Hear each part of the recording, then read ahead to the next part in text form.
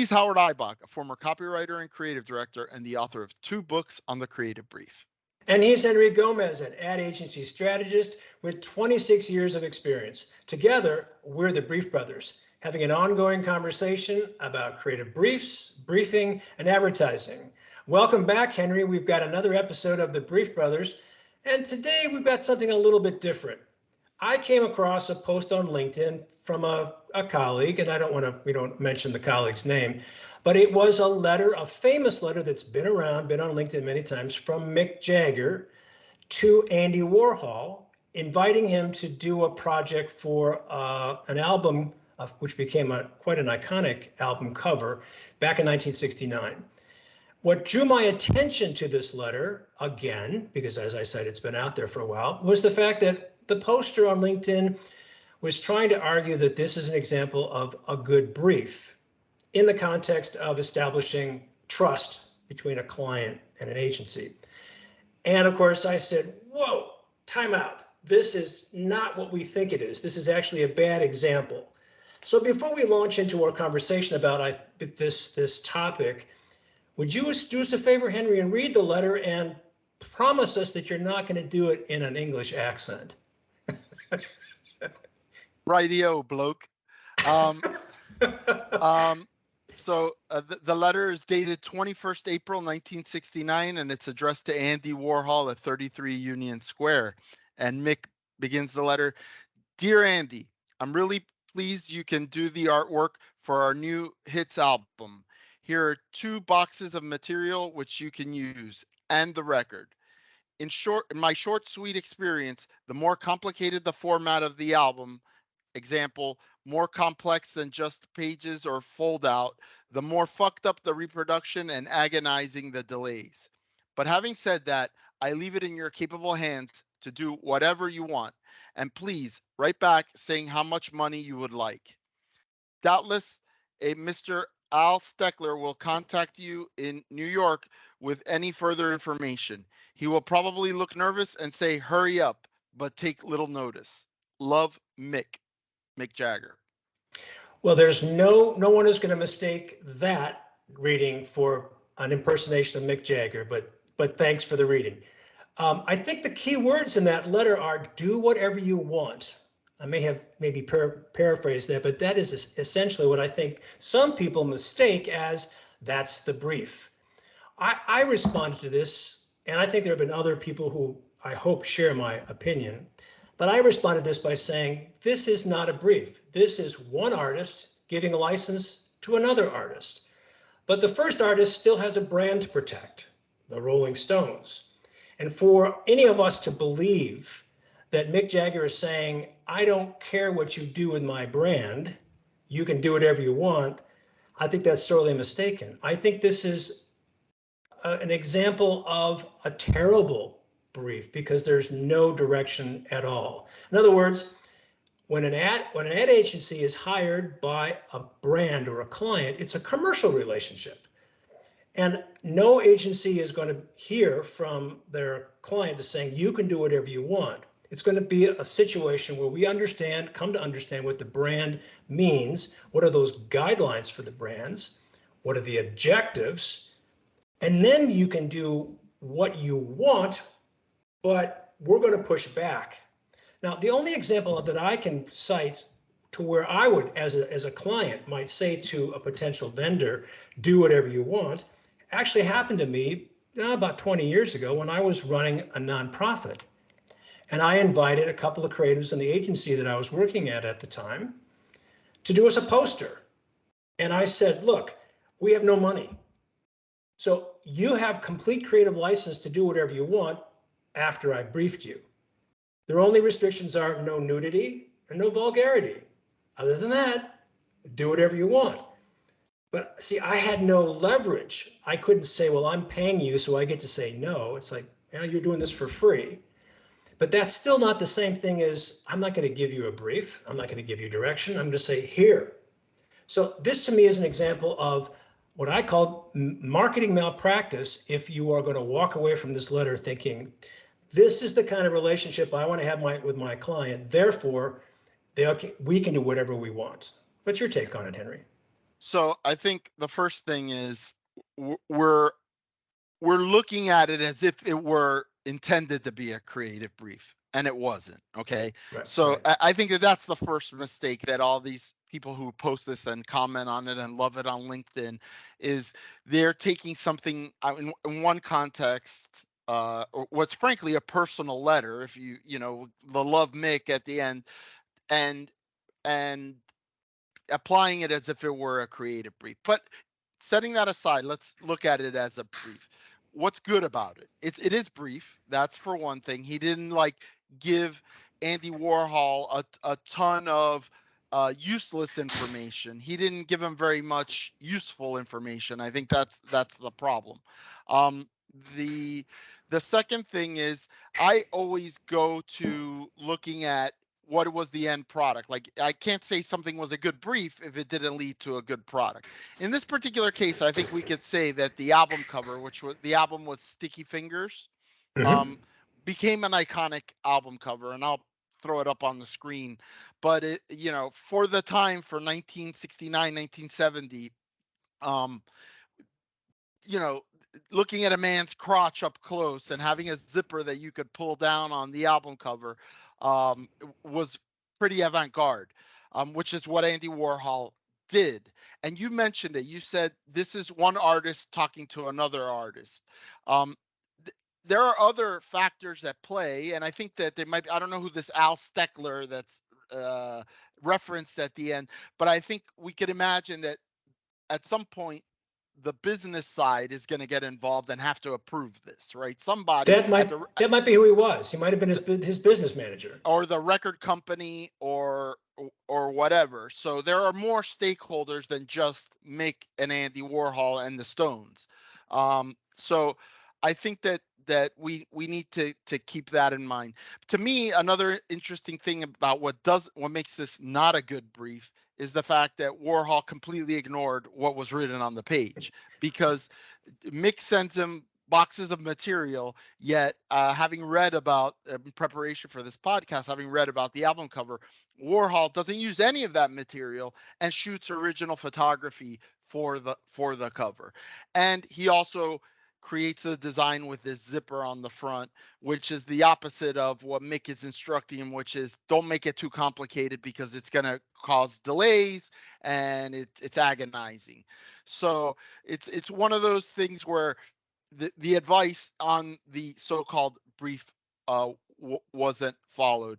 To me, one of the coolest things about the letter, and I think the letter is cool because it just gives us a glimpse into time, like a time capsule, is the Rolling Stones letterhead that it appears on. I think it's just funny to me that a rock and roll band has letterhead, and it's the Rolling Stones Limited, 46A Maddox Street, W1. So I just I agree with you. This is not a brief. It's not very good direction. It's one artist telling another artist that he trusts them. Now you mentioned assignments. Some assignments are more wide open than others, but they're based on having a working relationship, based on certain knowledge of certain ground rules and guardrails. The one that I could think of is, having worked on McDonald's for 5 years, they had a biennial convention. So every 2 years, they would have a convention and they would like to show new advertising in that convention. And generally, the guardrails that we would have for normal working assignments for launching of products and things like that didn't exist for the convention. There were brand ads, and it was a time that the agencies who knew the brand could explore different angles of the brand without anybody really giving them a bunch of criteria. But we all knew in the back of our mind who the stakeholders were, what they were looking for, what the do's and don'ts were. We were familiar with the brand, but within those parameters, we had a wide open brief. There wasn't a specific subject area that we needed to touch on. So, and some of those were some of the most rewarding ads I worked on in my life. But I can tell you that I wrote a brief for our creatives, and and actually I used the same brief pretty much for two conventions, and we got two very different ads.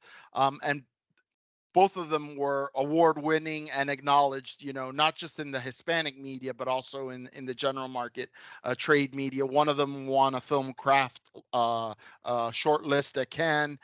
The other one ran in the Oscars and in the NBA finals and so forth. So I can see where sometimes you want to have a more wide open brief, but I don't think there's ever such a thing as a completely open brief.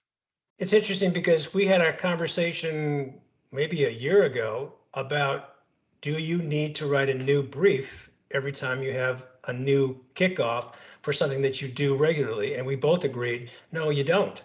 And your example here is, I think, fits that perfectly. Now, I was thinking about a podcast that I had heard, and it's fairly new. It's called Tagline. We've talked about it a little bit. And one of their first season, they had a full program on the backstory of Volkswagen's Super Bowl ad called The Force, with the little kid who dresses up as Darth Vader and trying to get things to move, and he couldn't do it. And I recall listening to some of the creatives being interviewed saying the brief on this project was, do something amazing. And I went, oh my God. To me as a creative, I would have said, no, please give me a brief. Give me guardrails. I want boundaries.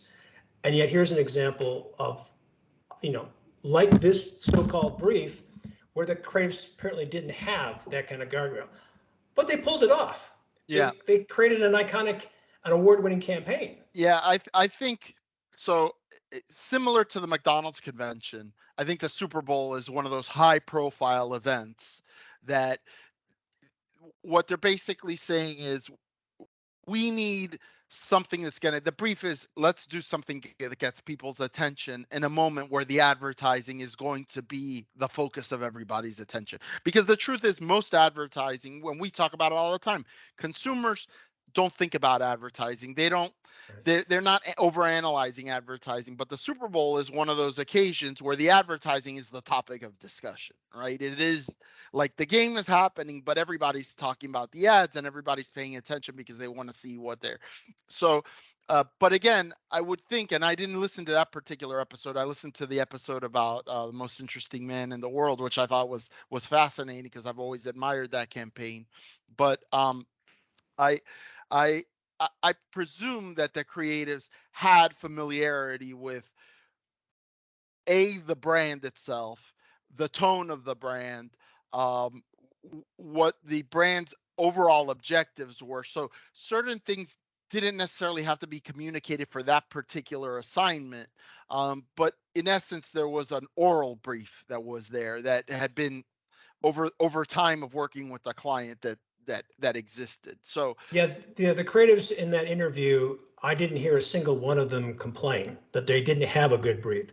It was just something that I noted because, we talk about creative briefs and the value and importance of a brief to produce the best work. And of course, we want to create the right kind of guardrails for creatives because they need these kinds of rules.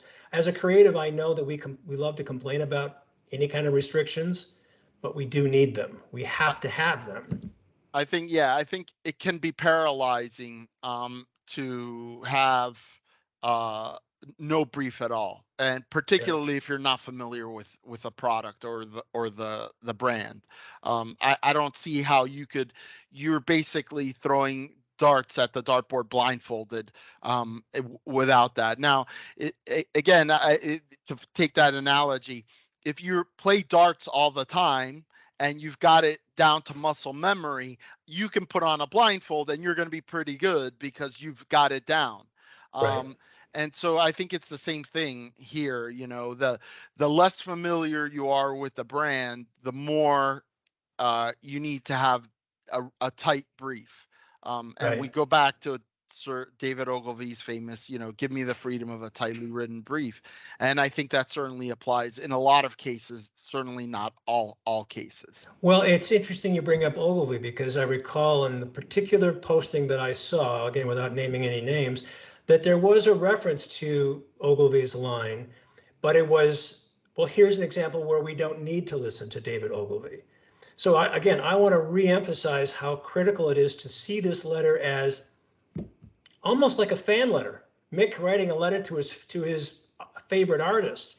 And one of the questions that certainly pops into my mind is, how well did Andy really know the Rolling Stones? I mean, it's an iconic band. They've been around, well, for at least a few years by 1969. I mean, they weren't as ubiquitous as they are today, but they were certainly well known. But we don't know what Andy knew about the Rolling Stones when he received this assignment. He took it and said, yeah, I'd love to.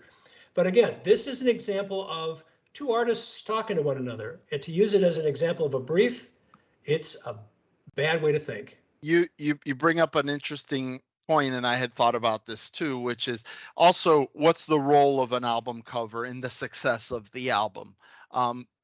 Versus what's the role of advertising in the success of a product or a brand. In this particular case, the Rolling Stones are known by their fan base and by the rock music listening public in general.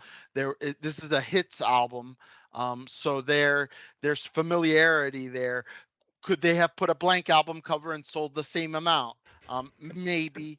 The question is, I think, to create something that was congruent with the Rolling Stones image at the time. And in that sense, the Rolling Stones were kind of avant-garde. They were gender bending. They were, this is a time of great societal and cultural flux. Certainly Mick Jagger and Andy Warhol circulated in the same circles in the New York art scene. The role of the album cover here maybe isn't the same as the role of an advertising campaign for a product launch or of a consumer or a packaged good or something like that, which I think we should also take into account.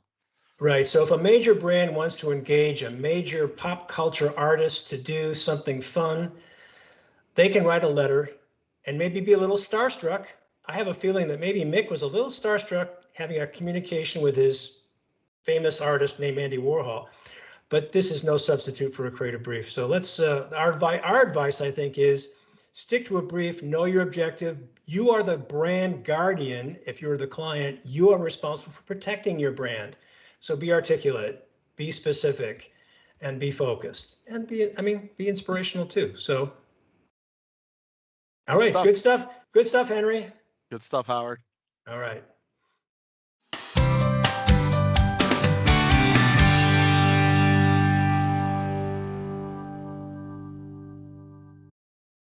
So we're back, Howard, with another creative review, and this time we're going to do look into the Time Capsule, one of our creative review classics. This is a campaign that I wasn't really aware of. Perhaps I was a little too young when they came out. You're only a couple of years older than me, but I think that you were like probably right in the prime teenage years when these ads came out. But they're you flatter me, Henry. I was a little more than a teenager. These ads are for Paco Rabanne, men's cologne. Paco Rabanne being a designer who had a line of cologne, and I'm hoping that you could read maybe these are long copy ads. They used a still image, and then there was some like long copy, usually on the margin. And I was hoping you could read one of them for us, and then we could talk about it and the campaign itself. I'm happy to, Henry. And in fact, what's really important to me about these ads is that they came out in the mid 80s when I was just starting my career in advertising. So I was late 20s, early 30s, a little bit beyond my teenage years. And as a writer I did a lot of branding work in my career, but I also did mostly direct marketing and direct response, which was long copy. So when I saw these ads flipping through magazines, which I don't know, not many people even buy magazines today, you would stumble across an ad like this. So here's one. It's called Shower. So it shows an image, and we'll put this up on the screen. It's a guy, smiling, talking on the phone, wrapped in a small towel, fresh out of the shower, looking out of the top floor of what probably is a New York or an urban loft. And here's the conversation. He's got the phone to his head, to his ear, and he says, "Hello? What are you doing? Taking a shower. Right now? No, right now I'm standing in a puddle of water. You didn't say goodbye. I didn't want to wake you. Who could sleep when there's a hunk with no clothes on wandering around at 5 in the morning, knocking over furniture? I had to come back and dig out my sincere suit. Big meeting this morning. I get to say things like bottom line and net with a straight face. What are you doing? Lying here thinking about you. You know, I can smell your Paco Rabanne. It's like you were still here. I wish I were. I couldn't go back to sleep remembering everything. I wanted to hear your voice. It was the most interesting effect on me. Maybe I should run over and read you a bedtime story or something. Or something. Paco Rabanne for men. What is remembered is up to you. Now, as a writer myself, that copy just makes me swoon, because first of all, it's an amazing story. It's based on nothing but dialogue, back and forth. But you get a clear picture of the relationship between these two people. And as I mentioned a moment before we started recording, if we look back on these today, we can say it could be a conversation between a man and his girlfriend, but it could be a conversation between a man and his boyfriend or one night stand, whatever it could be. It's generic enough that it's still timely today. It's still effect today. But I love this because it is a story, and it is a slow building story. So it assumes, and it assumes that you as a reader have the intelligence and the time and the attention to go through it. I'm not sure a client, I don't know if Paco Rabanne would want to do this today. It would assume that we don't have the attention span. And I disagree with that, because how many people spend hours upon hours binging TV shows? And podcasts like ours go on for an hour.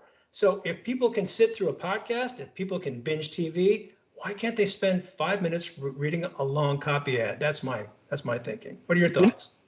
First of all, I wasn't really familiar with this campaign, but we've had with this conversation. I believe it was with Dave Dye, and these ads came up, and you know, in reading the copy, I really fell in love with them. I think we could probably contrast this to like the Axe advertising of the last 15 years, right? Because somehow they're related. It's about personal care products, cologne, body wash, whatever, and the purpose of which is to make you more attractive, either, as you said, members of the opposite sex or maybe the same sex, but to make you more sexually attractive. And here, you know, it's a very romantic, or what we in today we feel is a romantic view of it, and you can sense the excitement of what they had done the night before, and this kind of this newish relationship, and or maybe one night stand, or who knows, but there's a lot of sexual energy there, without being overt. I think what you see like in the Axe advertising is like hit you over the head, like put this on and women are going to fall for you. Like this is a lot more of an intellectual, like, you know, and I could see where that 15-year-old boy would read this and say, that's what the cologne I want to wear. I want women to think of me. You know, it's like the endless pursuit of the Spanish fly. What's going to make me irresistible to the object of my affection? So I think the important thing here regarding the long copy is how evocative it is. And you can't evoke sometimes those things in short copy. I would find it hard for you. This is like a roller coaster ride of a letter that you're finding out, okay, they were together the previous night, one had to leave in a hurry, there's a promise of maybe getting back together again, the role of the cologne in the whole thing. It's all very intriguing, and it leaves us wanting to know more. I mean, you could see also where this would be appealing to the opposite sex person in this, if we're talking about opposite sex couple, to the female to read this as well, which is interesting because it's not just appealing to the male and how he might feel, but also to the woman and how she wants to feel about the man that she just went to bed with, right? Yeah. Not the poor schlub she actually has, right? So, these things are, and this is only one of the ads. Some of them, there was one with a fig leaf. The copy was great. I just think that this is a great campaign, one that probably doesn't get as much notice, and maybe I'm wrong, maybe because I am younger, maybe it did get more notice than what I think it got, but it certainly isn't the one that bubbled through in my education of advertising and the great ads. But I'm in love with this campaign. Yeah, I am too. And I think the reason that what really appeals to me is that it's not so much what is said, it's what's not said. And that takes a certain kind of, I don't know if it's maturity, but it's certainly a certain amount of wisdom. Obviously, there are restrictions that what we could say about a product. We couldn't go across certain lines, but I think a serious writer would understand that, and that's what this is. This is great writing.